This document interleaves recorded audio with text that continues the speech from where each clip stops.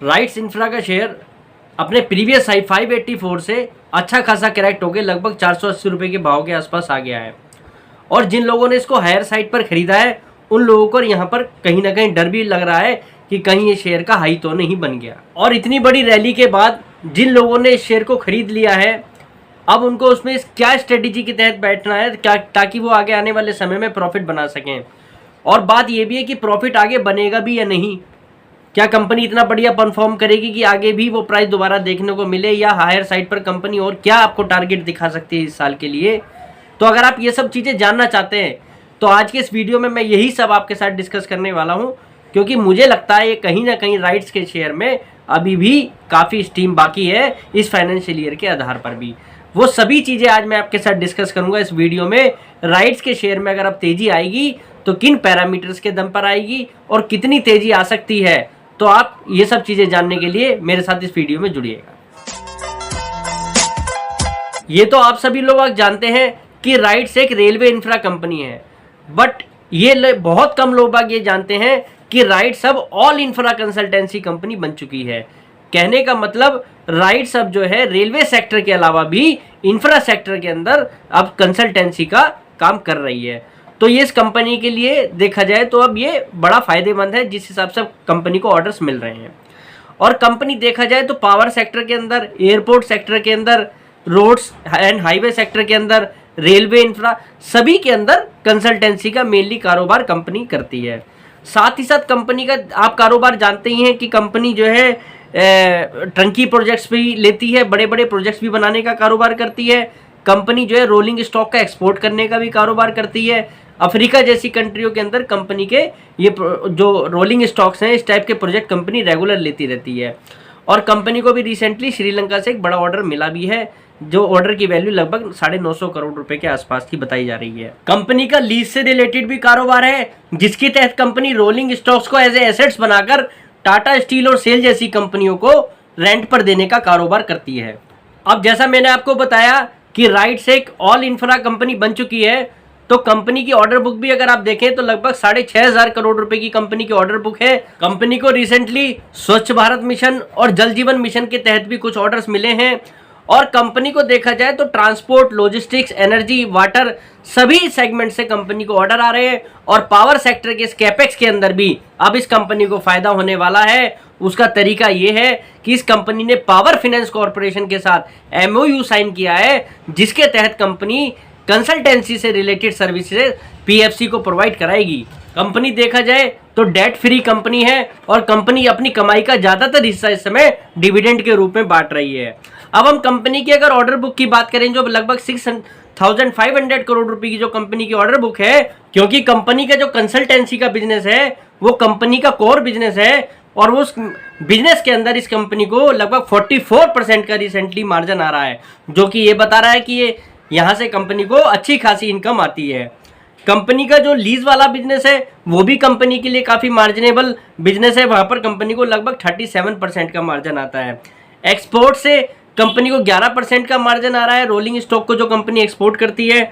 और ट्रंकी प्रोजेक्ट से कंपनी को काफ़ी लो मार्जिन है, वहाँ से कंपनी को लगभग 2.4% का मार्जिन आ रहा है। मैनेजमेंट की भी माने तो कंपनी अब कंसल्टेंसी वाले बिजनेस पे काफ़ी फोकस कर रही है। कंपनी को आगे भी इस सेगमेंट से एक ऑर्डर आने की उम्मीद है, जिससे कंपनी के लिए बेनिफिट ये होता हुआ दिखाई दे रहा है कि कंपनी का मार्जिन, जो प्रॉफिट आफ्टर टैक्स मार्जिन भी है, अब यहाँ से बढ़ता हुआ दिखाई दे रहा है, या आप कह सकते हैं कि स्टेबल बना रहेगा, घटेगा नहीं, जिस हिसाब से इस कंपनी की कंसल्टेंसी की ऑर्डर बुक लगातार बढ़ती जा रही है। और पिछले 10 साल के आधार पर भी देखें तो कंपनी ने अपनी सेल्स को डबल से ज़्यादा बढ़ाया है और मुनाफे को भी लगभग डबल किया है, जो कि ये बता रहा है कि कंपनी एक कॉन्स्टेंट परफॉर्मर है। अब हम करते हैं मुख्य बात कि कंपनी का जो शेयर प्राइस 580 रुपीज़ से गिरता हुआ आ रहा है और लगभग 480 रुपीज़ के आसपास आ चुका है। अब हमें इसके अंदर करना क्या है? करंट स्ट्रेटेजी के हिसाब से अगर हम देखें तो इस शेयर प्राइस का मुझे लगता है कहीं ना कहीं अब इस कंपनी के शेयर के प्राइस का बॉटम बनने को आसपास आ गया है, और आने वाले समय के अंदर ये शेयर आपको 700 रुपये का भी टारगेट दिखा सकता है। लेकिन दिखा कैसे सकता है, वो बातें समझने वाली काफ़ी ज़रूरी हैं। और बॉटम क्यों बनता हुआ दिखाई दे रहा है वो भी समझना जरूरी है कि शेयर में यहाँ से क्यों आगे ज़्यादा गिरावट नहीं दिखाई दे रही है। फाइनेंशियल ईयर 2024 ये फाइनेंशियल ईयर इस कंपनी के लिए काफ़ी अच्छा साबित होने वाला है। कारण उसके लिए आप जान चुके हैं कि कंपनी की जो ऑर्डर बुक है वो काफ़ी अच्छी है। ऑर्डर बुक के अंदर कंसल्टेंसी के ऑर्डर ज़्यादा हैं जो कि हाईली मार्जिनेबल हैं। साथ ही साथ कंपनी का एग्जीक्यूशन भी अच्छा हो रहा है। देखा जाए तो Q1 के अंदर कंपनी की थोड़ी सी परफॉर्मेंस जो है वो डाउन रही थी, पर मैनेजमेंट का मानना ये है कि अब आने वाले समय में इनकी परफॉर्मेंस सुधरेगी। पिछले क्वार्टर पे कुछ बैड वेदर का भी कुछ इम्पैक्ट रहा। साथ ही साथ जो कंपनी का एक्सपोर्ट बिजनेस है उसमें भी अब कंपनी को पिकिंग दिखाई दे रही है। साथ ही साथ कंसल्टेंसी वाले बिजनेस पर कंपनी का मेन शिफ्ट होने के कारण अब कंपनी के मार्जिन, सेल्स और प्रॉफिट में आपको और सुधार दिखाई देगा। इन बातों के आधार पर यह कंपनी फाइनेंशियल ईयर 2024 के अंदर 2700 करोड़ रुपए का 2700 CR का रेवेन्यू यहां पर करती हुई दिखाई दे रही है। और कंपनी ऑपरेटिंग प्रॉफिट मार्जिन अगर 31% के आसपास रखती है, स्टेबल रखती है, तो ये कंपनी नेट प्रॉफिट जो है लगभग 600 करोड़ रुपीस के आसपास का करेगी, जिसके कारण कंपनी का EPS लगभग 25 रुपीस के आसपास आ सकता है। कंपनी की पास्ट की बुक वैल्यू 108 रुपए की है, 108 रुपीस की। और इस फाइनेंशियल ईयर में जो कंपनी जिस हिसाब से डिविडेंड बांट रही है, पास्ट के हिसाब से भी देखें तो कंपनी की बुक वैल्यू लगभग हमें यहाँ पर जो है 115 रुपए के आसपास जाती दिखाई दे रही है, 115 की। और उसके आधार पर अगर हम देखें तो कंपनी की रिटर्न ऑन इक्विटी लगभग 21% की होगी। ये बातें मैंने आपको बताया कि कंपनी इस फाइनेंशियल ईयर के आधार पर कहां पर स्टैंड कर रही है।